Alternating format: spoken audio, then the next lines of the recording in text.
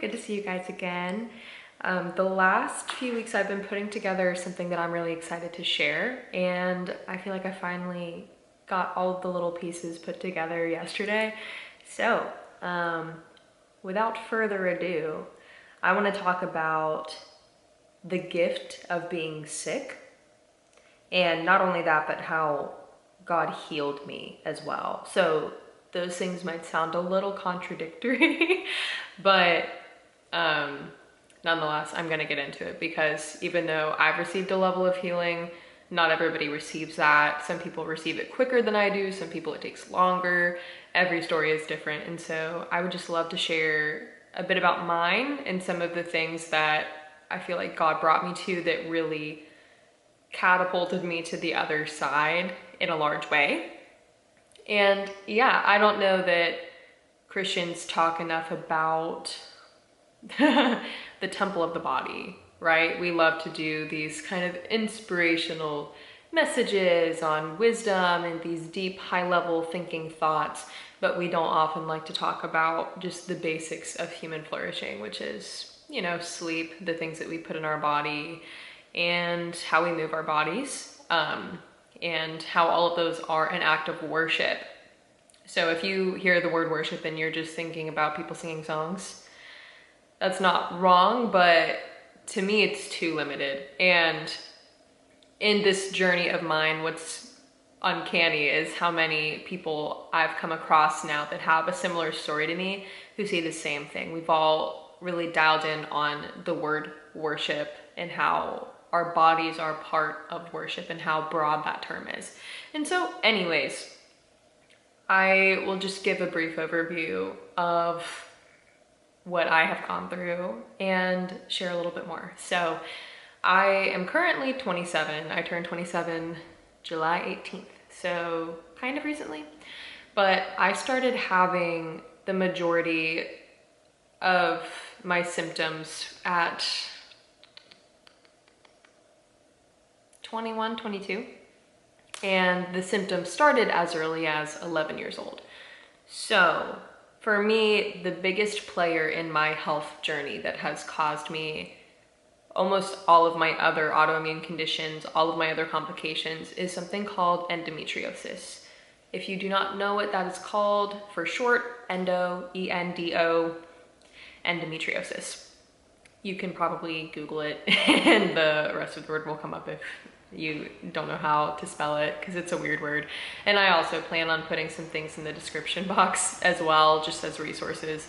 So stay tuned and look down there if there's anything that confuses you. But basically, I'm 11 years old. I have not even started having my cycle yet, but my body is gearing up to begin that process by age 12. And it just started with just low-grade anxiety, a lot of GI just discomfort, lots of nausea, and it would happen for like a few days every month, and then it would kind of go away for a little bit. And I had no idea what was going on, but I was missing classes because of it. Every single morning class, basically, in my schedule, I just could not do mornings, and that became something that I just assumed was a part of my life, a part of my story, whatever. Like, I'm never gonna have a good morning. I will always wake up and feel nauseous. I will always feel ill. I will never be able to tolerate food in the morning. And that was just something I felt like I was gonna have to live with, particularly the earlier I woke up. So then I start high school and I join the basketball team and we're going through conditioning. And, you know, I was a pretty in shape kid. I was healthy, I was very active, I did lots of sports, and then it's like I just slowly started deteriorating through the years. And so when I was 14, my freshman year, I just found that my immune system started to have issues. I was like, not feeling too good, not feeling too great. Constantly getting sick, constantly coming down with a fever, constantly having like joint issues where like I'd catch a ball and then like my finger would get like stubbed or whatever, and the healing would take a really long time, I thought.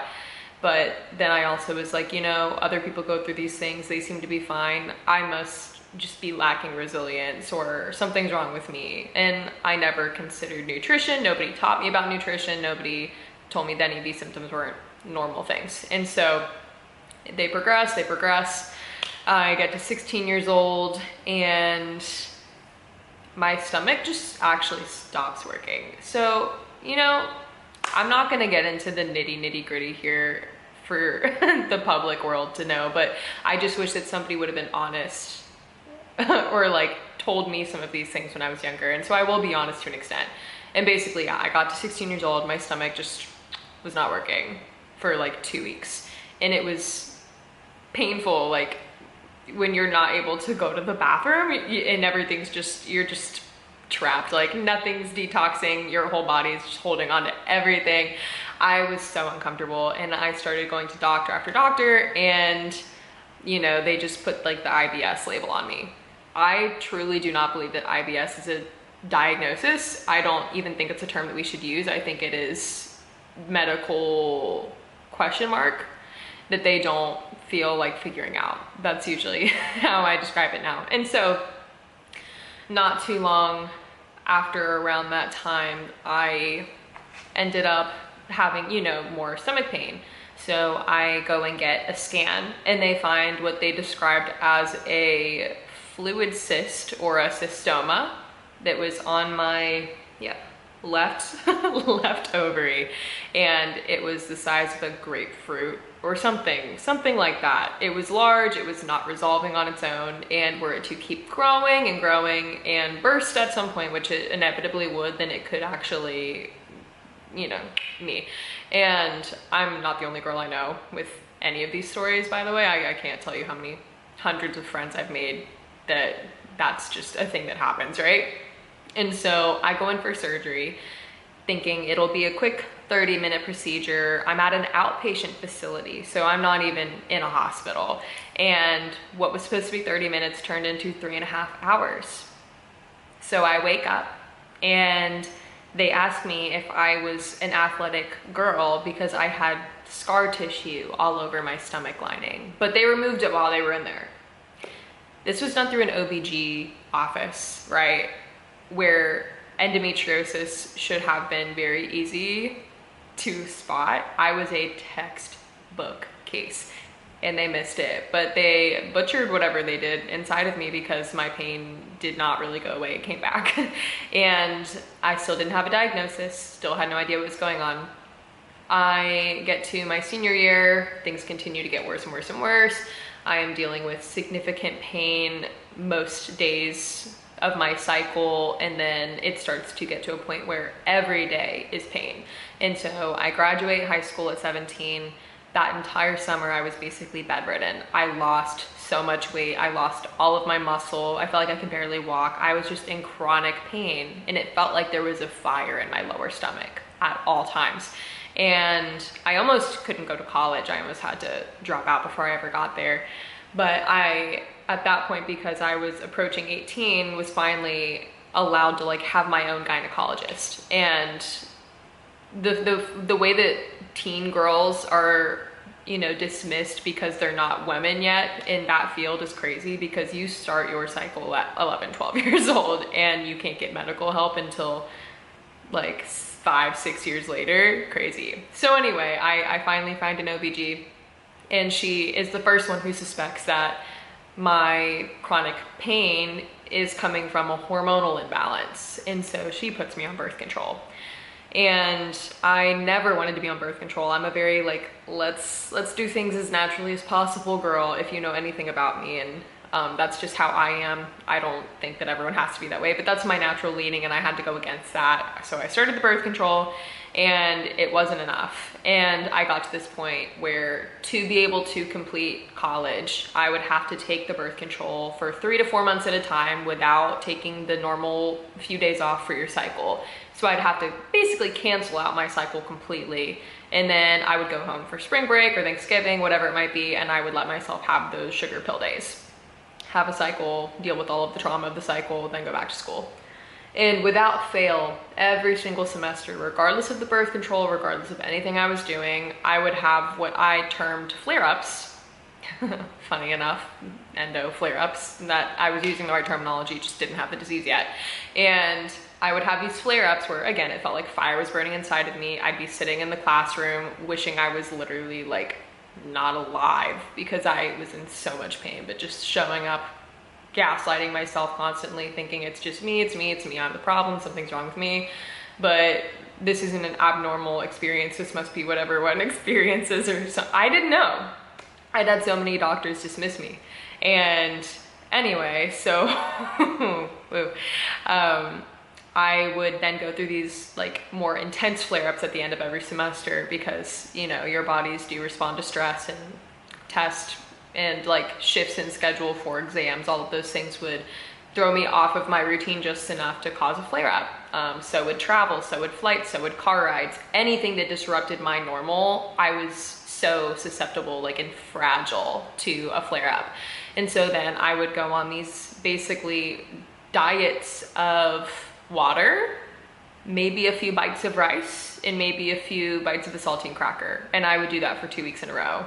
And I would, again, lose like 15, 20 pounds. I would look like a skeleton because, like, at this point I was already like just too skinny because I couldn't eat because I was so sick. And then, you know, you lose more weight. And so my body does this multiple times over the 4 years that I'm in my undergrad.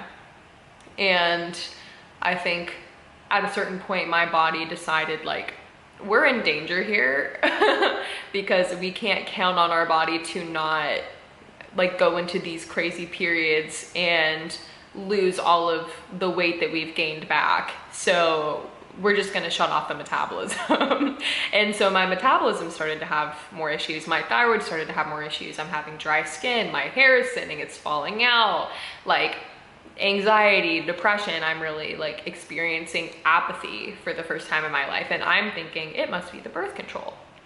And then COVID happened. So I moved back to Florida and I stopped taking it because all I remember is the pain, like the terrible, like life-altering pain of, you know, not being on it.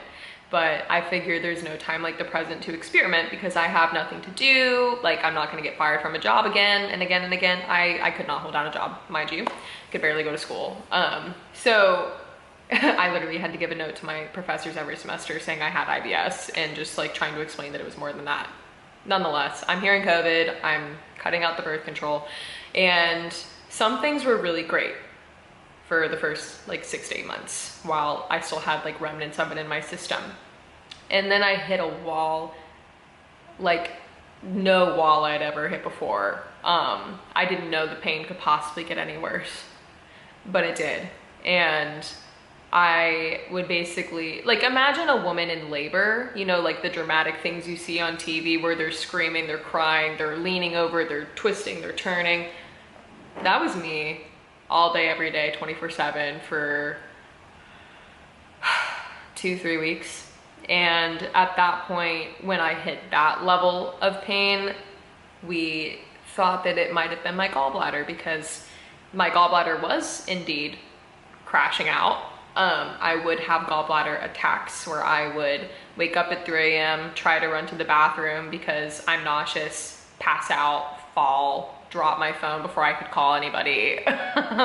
So my gallbladder was also an issue, and they decided that was the main problem.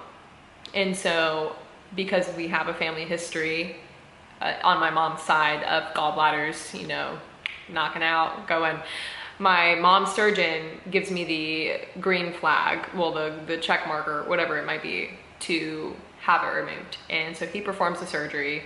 As he's removing it, he was like, I don't know if I made the right call.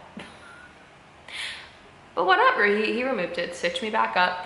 And because of all of the really heavy medications and anti-inflammatories that they put you on during a surgery, I'm thinking I'm healed. I'm like, wow, this is great. And for 2 weeks, everything was kind of okay until one day. And it felt like this hit a wall. Turns out my gallbladder was not the problem. It was that final straw of like the last thing, like my body was holding everything together through this one organ. And it's hard to explain that in a way that makes sense. But once it was gone, all chaos ensued, all hell broke loose. And I was bedridden, literally could not like sit up, barely, couldn't get a fork out of my dishwasher, couldn't cook, couldn't take my trash out, couldn't make my bed, couldn't shower. Like, I mean, I could stand in the water at a great cost, but like I'd have to lay down for like an hour or two afterwards to get my heart rate back down. So I basically was living alone in Nashville in an apartment, and I was disabled, honestly. Like, I was so unwell. The nausea was chronic all day, every day. I took so many different nausea meds. Everything was just, it was the worst time of my life, actually. Laughing now, but yeah, so being alone during that period of time was not fun, but I was really stubborn and I did not want to go back home to Florida. I didn't want to give up my apartment. I didn't want to accept that this is my new reality. And honestly, like, there's a lot that gets kind of blurry as I think about like how I got from that stage to the next stage. So I'm gonna restart this little camera real quick, because if I hit the 20-minute mark, it'll just turn off on me, and I don't want to be like staring at it like, is it gonna go? Okay, so 1 second. Okay, we're back. So yeah, I somehow start just trying to figure out like what's wrong with me. I'm taking different supplements. I'm going to doctor after doctor after doctor. I'm on, you know, the internet. I'm on TikTok, Instagram, looking for my symptoms, and I start to suspect that I have POTS, which is postural orthostatic tachycardia syndrome. It's a form of dysautonomia. Again, I will try to write all this stuff in the comments, the description, so that you can look into this if anything resonates with you. But yeah, like the chronic nausea, my heart rate being super unstable. I would literally just be sitting on the couch where I basically lived, trying to watch a TV show, and then pounding. Like, I could feel my heart in my throat, and it was very inconsistent. So I find a heart doctor, I'm going, they're putting monitors on me, telling me there's some, you know, instability in the heart rate and all of those things, but they're not really giving me answers. And then through enough internet searching, I discovered what POTS was, and I was pretty convinced that that's what I had. And you know, I went back, I advocated for myself, did enough things basically to get them to give me the diagnosis, but they didn't know how to treat it. And at this time, it was more of a new diagnosis. It was rapidly on the increase because of COVID. And so yeah, they basically told me I would have to go to like the Vanderbilt POTS clinic, but I never heard back from that clinic. And I had another friend who had told me it took her 10 months to get her first appointment there once that similar process had happened for her. And I was like, yeah, no, I don't know how I'm gonna fix this on my own, but I'm gonna do something on my own. And in that process as well, I was looking into celiac disease, because I had done briefly this thing called the AIP diet. I did it for about 1, maybe 2 weeks, and I lost like 15 pounds of inflammation from just those 2 weeks. And mind you, after my surgery, when my gallbladder was removed, I went from like 135 to 180, and I wasn't eating. So that's something a lot of people hear me say and they don't believe. I've had people on TikTok like argue with me and call me a liar and like all sorts of crazy things. But it's true. I was too sick to eat. I was too sick to move, and I was gaining weight because that's how my body was failing. Okay. Like, I hate to be dramatic, and I try really not to be dramatic, but I was literally like inching towards death. Okay. And I didn't know it was wrong, and I didn't know why it was happening. But nonetheless, I'm like getting to this 180 range. I tried this diet for 2 weeks. It starts to go away, but I'm too sick to keep up the diet. I'm too sick to cook the food. And you can't have seed oils, there's no refined sugars, there's a lot less spices than normal. You ideally want to get like grass-fed, pasture-raised meats, organic products, whether it's meats or vegetables. It's like a whole foods diet. And I'm just genuinely too ill to keep doing it. But I felt good enough that I was like, what's going on here? And that diet was naturally a gluten-free diet. So I go to a doctor, they do a scope. They do not inform me that you have to be exposing yourself to gluten prior to the scope for the test to come back positive. So they tell me I don't have celiac disease. And at first I'm kind of relieved. I'm like, okay, I guess I'm just intolerant because I'm something. And so I start eating it more sporadically or not as much, but I never even learned what the term cross-contamination is or means. Therefore, I cannot apply it to my life. And so I'm just going about, like, to restaurants, all these things, ordering gluten-free meals, still having reactions like I would to full-on gluten, having no idea about cross-contamination. So if you are in a similar position to me, highly recommend looking into that. Or yeah, maybe just cook at home for 2 weeks, and don't, if you have roommates, avoid their gluten, avoid countertops, make sure everything's clean. Cook for yourself gluten-free meals at home for 2 weeks, and if you don't have reactions to those, you can guarantee that at restaurants you're getting cross-contamination, because America is really bad about allergies. So nonetheless, I am figuring that out, figuring out the POTS, figuring out eventually that I have endometriosis. I found a new doctor. She mentions the word to me, and it really just, I just felt like my head spinning when I was told that I had endometriosis. It all made sense, just so much sense. And then they moved me up to their primary doctor and surgeon within that office. She got me in for surgery because, again, if TMI bothers you, I'm so sorry, but I wish somebody would have been honest. So I had been bleeding every single day for 8 months at that point, and in pain every single day also for 8 months. So I would still have a cycle that was worse than the other days, but the pain in general was not going anywhere. It was constantly there. And yeah, there was basically nothing I could do but have what they call an ablation surgery, where they go in and they burn the tissue instead of cut it out. And so I, at that point, had done enough research. I knew an excision, where they do cut it out, is the optimal treatment. It's actually the golden standard of treatment, but it's not regulated by the FDA. It's not really condoned by insurance companies or covered by insurance companies at large, and it takes research planning and saving to do that. And I just didn't have the time. My iron didn't exist. I was, again, very ill. So it kind of got me through the moment. It got me the confirmation. It told me the stage that I was at, which was a 2 to 3 out of 4. And gave me at least the tools to start preparing for what would have been the major surgery. And so life continues on, still not doing well, dealing with red eyelids flaring up that were like puffy, dry skin, flaky, falling off. My hair starts to gray. My hair, again, is falling out in droves. I moved from my apartment to a home because that apartment ended up having mold. That's a whole other topic, would love to get into, but I'll kind of brush over it today. But that definitely did not help with any of my problems living in a moldy apartment.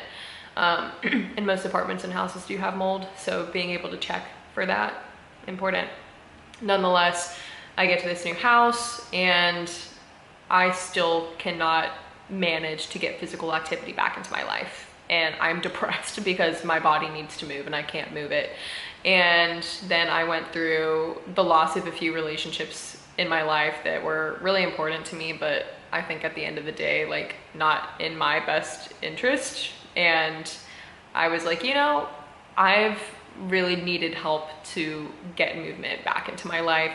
I am not qualified. I keep hurting myself. My friends don't know how to help me. Having someone like come to the gym with me still isn't helping me actually make progress here. I think I need to actually like put my pride aside, talk to my parents and see like if I can hire a trainer. And so I did. I was like, you know what, Mom, Dad, I actually need help. I wasn't willing to accept it before, but I'm willing to accept it now. Please, please help. And they did. Thank God. So that's when I met my friend Danny. If you are on Instagram, it's D-A-N-I-D Fitness, Danny D Fitness. I will also try to link her too. But she was familiar with autoimmune conditions, had her own like chronic health struggles. And so she just knew how to meet me where I was. And I went from not even being able to lay flat on the floor and then just like sit up or walk for like 0.2 miles to I could run a mile, I could like go on a stair machine, I could tolerate heat better, all of the like POTS symptoms, all of the endo symptoms, everything started to slowly get into alignment. And I learned that it sounds so like obvious, but until you know, you don't know. I would wake up every morning with just dread and depression and confusion and sadness, and it was just a state that I woke up in. I wasn't choosing it. I'm not somebody who likes to be like, woe is me, you know, that's not me, but that's how my brain felt every morning. And then I would go to sessions with her, and just from the movement we would do. And so yeah, I found that my mental health was drastically improving when I would have my sessions with her. And it's hard to explain when you're in that state of being how hard it is to motivate yourself when you actually, your brain chemicals aren't firing the right way. And so for a period of time, I did go to a psychiatrist. I got my little diagnosis of, you know, multiple diagnoses in order to receive medication. And I did take it temporarily for about 6 months, kind of on and off, trying different things. And I will say I never found one that worked for me long-term, whether it was for ADHD or depression or whatever it might be. But they did help to kind of boost me towards more stability later on, and definitely like reframe my perspective on medication. Because again, I'm a very like, let me do it myself and not need any help, not need any meds type of person. And there's a space for both, right? And so I got to learn a little bit about that, which was cool, but ultimately it just kind of helped me get to that next state where I was healing enough that I could, you know, get myself to do my sessions with her, get my walks in outside of training, and then food started to come into the picture. And I had always been like a healthy eater. I had eaten like whole foods and like vegetables, and I'd never turned down a plate of food. I was an eater. I loved food. There was, you know, really no kind of meat that I wouldn't eat. I loved fruits, I loved veggies. I of course had like, you know, Chick-fil-A or McDonald's or random things like that, but that didn't make up my majority diet. And I ate like chips, loved raw veggies, dipped in a little ranch. Like just, I had a really wide variety of diet, and it had just been so drastically reduced to where I felt like rice was the only thing I could safely eat. And I had no idea how much I needed protein, because again, no one had explained nutrition to me. And so anyway, I started slowly addressing food. I finally dial in that, you know, celiac is probably what's going on. I figure out what cross-contamination is, and then I pull all those things back, and I make a certain level of progress. I really do. All of this is me inching towards where I am now, but I am still just unstable. I can't really trust my body. You know, I'm still putting pieces together, and I'm still struggling. And then I started to develop new conditions because I still had endometriosis and it was not going away. I experimented with birth control again, got off of it, had to get back on it. And then we get into this year where I not only had to start the birth control again, I had to start taking it continuously because I was bleeding again every day for months. Thank you, norovirus. That's what started at this time, back in December. And so my iron again, she's gone. I'm like, I really need to actually have my excision surgery. And the Lord provided at the perfect time, the right surgeon, the right place, the finances. Again, thank you, Mom and Dad. And I start getting that all set up, but I can't even wait to get there because I had developed interstitial cystitis, IC for short, painful bladder symptom in layman's terms, and it was drastically affected by food. And so I remembered when that started to happen to me, this brief 2-week period from years ago where I'd done this AIP thing and all of my inflammation went away. And I was like, I think that's my only option right now. And so I started doing it. I threw everything about my life out the window, started cooking basically from home exclusively, wasn't going out to eat anymore anywhere, wasn't getting smoothies from Smoothie King, wasn't doing anything. My poor friends, like, it was like a slap in the face because I didn't plan for this, I didn't prepare for this, I just jumped into it because I had no other options, it felt like. And they were so sweet to find ways to accommodate me and adjust to it. And I thought it'd be temporary. And then my entire life changed and I was like, what? And so again, to reiterate, that is a diet that is seed oil free, refined sugar free, gluten free, dairy free, nut free, like it's literally meats, veggies, and fruits. And it changed my life. I had been struggling for years to get my metabolism to function, to not retain water, to not have so many issues detoxing my body, to like constantly be holding on to things even when I was living like a cleaner, healthier life than like a large majority. And I don't say that to be like, oh, like I was so healthy. I just say it like in the literal metric of like what I was doing in a healthy, normal body would have yielded a very different result than the one that I was like seeing. And all I've ever wanted to see, by the way, is just tone arms, tone legs. Like I want to see the muscle I'm building actually show through.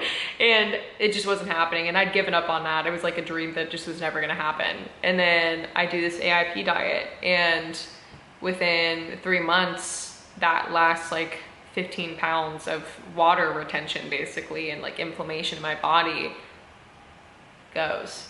And I was like, wow, this is crazy. And then I started to slowly incorporate like going to restaurants that could substitute the canola oil for maybe olive oil. And I had 2 distinct experiences where the restaurants messed up and did not do that. And because it's oil, you can't see it. So you find out later when you're terribly ill. And that's when I realized how severely I had been affected by seed oils, and I had no idea. And I also learned that dairy wasn't really a problem for me. Like I haven't fully incorporated it back. Even still, it's been close to like 6-7 months maybe now, maybe longer. But that's not a problem for me. So gluten, seed oils, refined sugars. Crazy, crazy. And anyway, it basically changed my life. And something about me is I'd always hated like calorie counting, tracking, MyFitnessPal, hated it. And I no longer, I didn't use those things anyway, to be honest, until I felt like random bouts of like guilt from like family or something being like, oh, you should try it. And it's not that bad. And like my mental state to approach those apps was just not there really ever. I would only make like 2 weeks worth of notes and then I'd stop. But once I was on the AIP diet, which is also the anti-inflammatory protocol. So I hate calling it a diet, it's really a protocol. But nonetheless, I didn't have to count calories or track things anymore because I was just eating whole foods. Yeah, and then I made a few like random little notes here that I just wanted to share quickly before I wrap up. So we're almost there, guys. Appreciate you hanging in there. But to work on sleep, because my nervous system was just shot from so many years of so many things, I started taking magnesium glycinate and ashwagandha drops. I've switched from that to a supplement called New Adapt now, and I will link stuff in the description for all of this. I created a really basic nighttime routine. I started getting rid of social media an hour before bed and an hour in the morning, and I started basically waking up and immediately like going on a walk outside. And even if you can't go on a walk, just getting some sunlight in the morning, just a little fresh air. Crazy, but I will say, even if you don't walk in the morning, we all need to be walking every day. And that's something I'm not perfect at either, because our lives are built against it. And basically what I've found, even if all you can do is walk, that's almost all you need just to like have optimal health. Of course, you want to weight train, that's really important too. But I think walking is even more like regulating for your body than like weight, if you had to pick between the two. But honestly, you need both, okay? And yeah, I also think that fasting is something that's really important. And like a lot of people looked at that as just like a strictly religious thing, and I view it in a way where like I'm not going to fast without having a spiritual component, because body, mind, and spirit were like a whole being that's connected to all these different parts. So even if you're not like somebody who's a Christian or believes in Jesus, I still think some mindfulness practices are important to incorporate with fasting, because you're building emotional regulation. Your body is healing at faster and faster rates because you've put it in a state of deprivation. But there are things you have to consider. You don't want to overstress your body. I'm not going to get into all that today, but I just wanted to talk about some of the main pillars besides the diet shift that really helped me before my surgery. And then of course I had the surgery, and they found out that my colon, like my bowels, were adhered to the side wall of my pelvis. They had to unattach it, go underneath, around it. They removed like 30 different like spaces where there was endometriosis. I didn't lose my appendix, which is cool, but I found out that I have adenomyosis, which is similar to endometriosis, but it's on your uterus specifically. It can be all within the muscle tissues and like the layers of your uterus, and that is more of a fertility concern than just general endometriosis, depending on where it's located.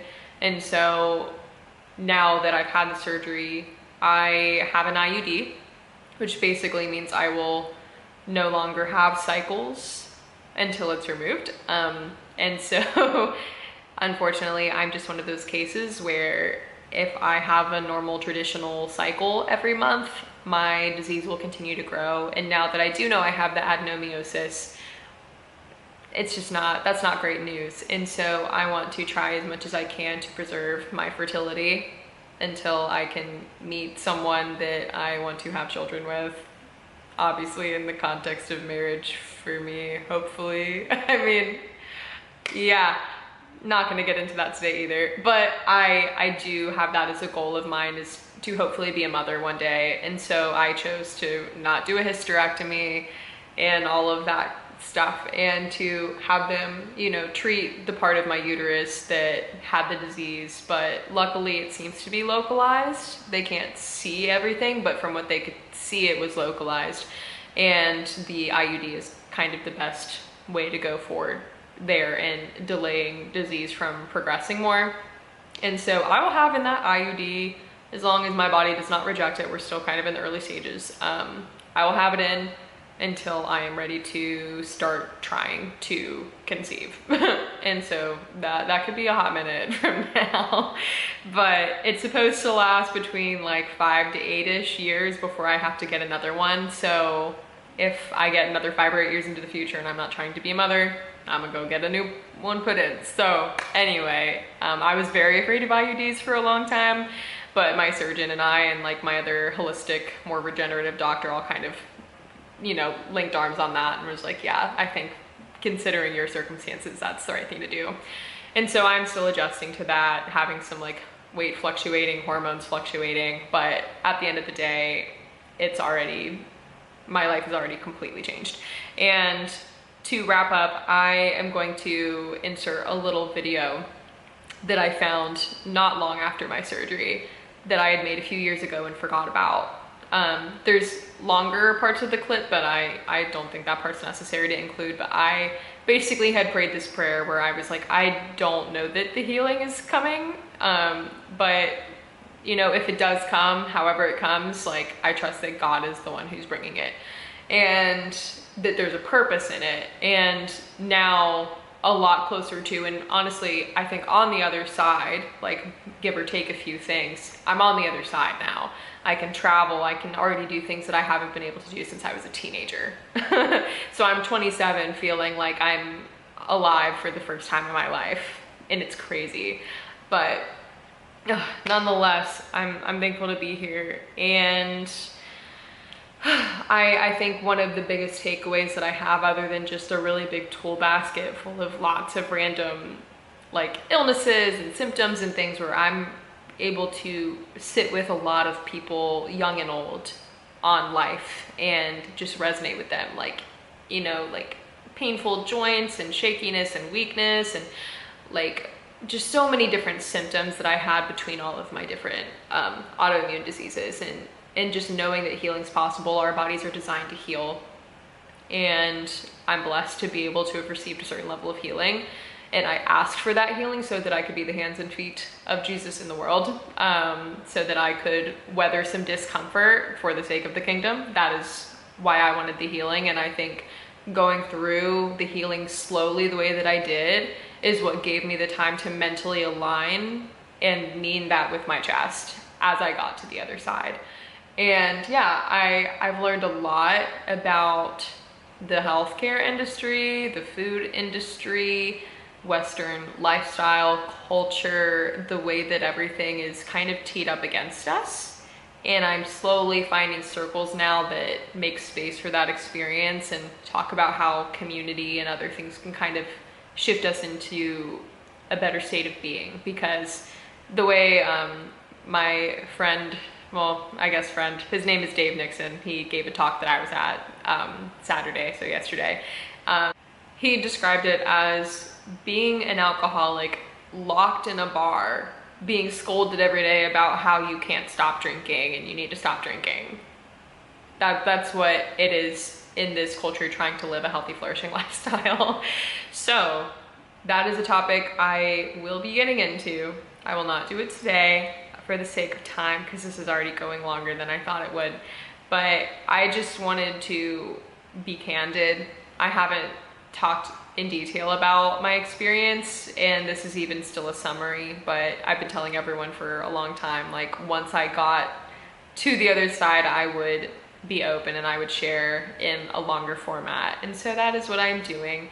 But for me to be able to just be here alive and well took so many things, and it took so many layers of like resilience and determination, but also privilege. Like I said, I was not able to hold a job for my entire adult life, and for my parents to be able to support me is not something that everybody has available to them. And so again, like, I have a new heart for people that deserve care and treatment that the system is working against to receive that. And those are all topics that I think will become themes in my life as I go forward, and things that I'm caring about and hopefully able to advocate for. But for the moment, that's kind of where I am. I am still in quite a weird period of isolation when it comes to food. I eat almost exclusively by myself at my home. And that's not how I want to live the rest of my life, but at least for now, I'd rather be well than be social. And so, you know, I'm navigating some layers and nuances that are just inevitable with going against the grain of the culture. But I'm hoping that the culture will start to shift in my direction and not away from it. And yeah, I'll be working towards that on whatever level I can. And yeah, if anyone has questions, any confusion, just anything, any feelings at all, please comment or email me. I'm completely open book about all of this, and I just genuinely want to see our society be healthier, happier, and more flourishing. And I think the temple for all of that is our body. The foundation for all of that is our body, our physical body, and we should take care of it and steward it well, because you don't know what you have until it's gone. Let me tell you, I didn't expect to be learning that in my 20s, but I'm also really, really thankful that I did. And I'm thankful that God didn't snap his fingers and heal me, because the infinite lessons and wisdom and research and stories that I've heard and people I've connected with, none of that would exist if he had just snapped his fingers and healed me overnight, like I had asked for so many times. So sometimes the healing isn't about overnight, instantaneous healing. It's about trusting him with the process and knowing that he's sovereign and that he's good, and he can make the worst situations into his glory even still, and work goodness from any circumstance. So yeah, that's it. I will see you guys hopefully soon. Thanks for hanging in there with me if you've made it this far. And yeah, have a beautiful week. Bye. I'm going to continue trying to be somebody who has big enough faith to believe that the God of the universe can change things, that he can bring abundance, and he can bring healing, and he can bring restoration. to my life and to everything in this world, and that's ultimately what he's doing. But he can do it here and now too. May not be in full completion, but he can in the here and now, if there are enough of us who believe, who are willing to do what we can. So I just want to speak that out. I want it to exist in the world. I want there to be a record that I've said it. I want that to be a prayer that I'm praying right now, so that when that restoration does happen, I can see this video and I can know that God did it. That it was God. It wasn't me manifesting anything. It wasn't anybody else manifesting anything. It wasn't tarot cards or palm readings or any of that bullshit. It wasn't astrology. It was God. I just want to know that God is the one bringing that healing. So I've spoken it. Amen. And I guess I will update you when it happens.